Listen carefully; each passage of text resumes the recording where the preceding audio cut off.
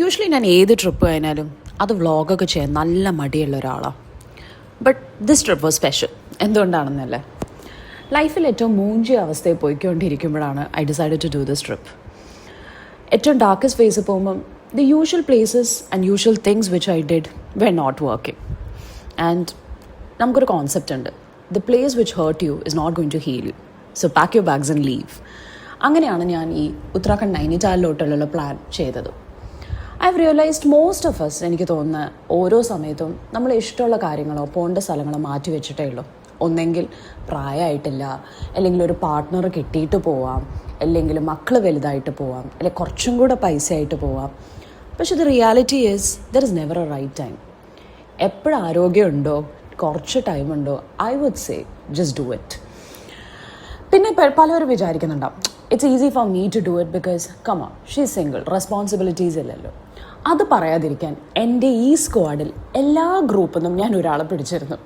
There is A full time married working woman with a child, there is A single mother with a child. അപ്പം ആർക്കും tension വേണ്ട, ഇതിലെല്ലാവരും ആർക്കും പറ്റുമെന്നുള്ള ഒരു എക്സാമ്പിളാണ് ഇത്.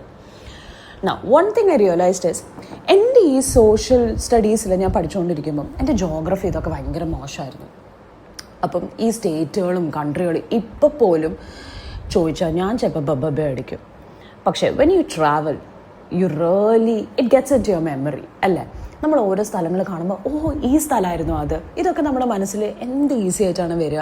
ആൻഡ് നോട്ട് ഓൺലി ദാറ്റ്, ഇന്ത്യക്ക് ഇത്രയും ഡൈവേഴ്സിറ്റി കൾച്ചർ ഉണ്ടാകുമ്പോൾ ഒരു റോഡിൽ പോലും ആ ഡൈവേഴ്സിറ്റി നമുക്ക് കാണാം. വാട്ട് ഐ റിയലൈസ്ഡ് ഇസ്, നമ്മൾ സാധാ റോഡ് പോലും നമ്മുടെ വണ്ടിയിൽ ബസ് ഓട്ടോ കാണുന്ന അവിടെ ട്രാക്ടേഴ്സ്, പലതരത്തിലുള്ള ഓട്ടോ, പിന്നെ നമ്മൾ പഠിച്ച ഗംഗ യമുന, ഇതൊക്കെ ഇത്രയും അടുത്ത് കാണുമ്പം ഇറ്റ് വാസ് സീരിയസ്ലി എനിക്കൊരു മൊമെൻറ്റ് തന്നെയായിരുന്നു. യൂഷ്വലി ഞാൻ ട്രാവൽ ചെയ്യുമ്പം പ്രോപ്പർട്ടി അല്ലെങ്കിൽ സ്റ്റെക്കേഷൻ പോലെയാണെങ്കിൽ what I do is I look for a really good property. And ഇത്തവണ നമ്മളെടുത്ത നൈനിതാല സാഫ്രൻ സ്റ്റേസിൻ്റെ property did full justice to it. അതിൻ്റെ ഇൻറ്റീരിയേഴ്സ് ആവട്ടെ, അതിൻ്റെ ആർക്കിടെക്ചർ ആയിട്ട് it was something really different from what we have seen in south or any of the properties I visited so far.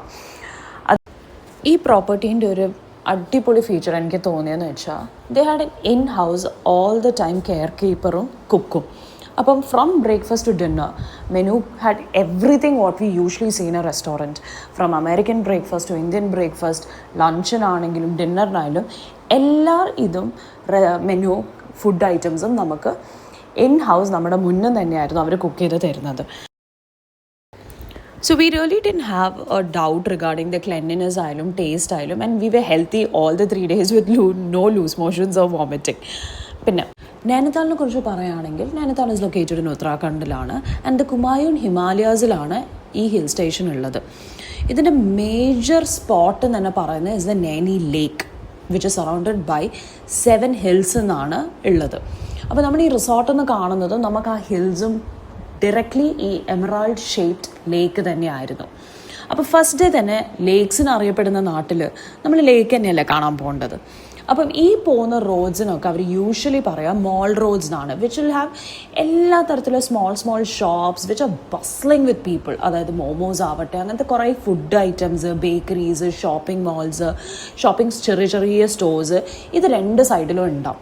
And ഈ നൈനി ലേക്കിൽ നമുക്ക് നൈനി ദേവി temple എന്ന് പറഞ്ഞ ഒരു ടെമ്പിളുണ്ട് which is located right almost centre of the lake.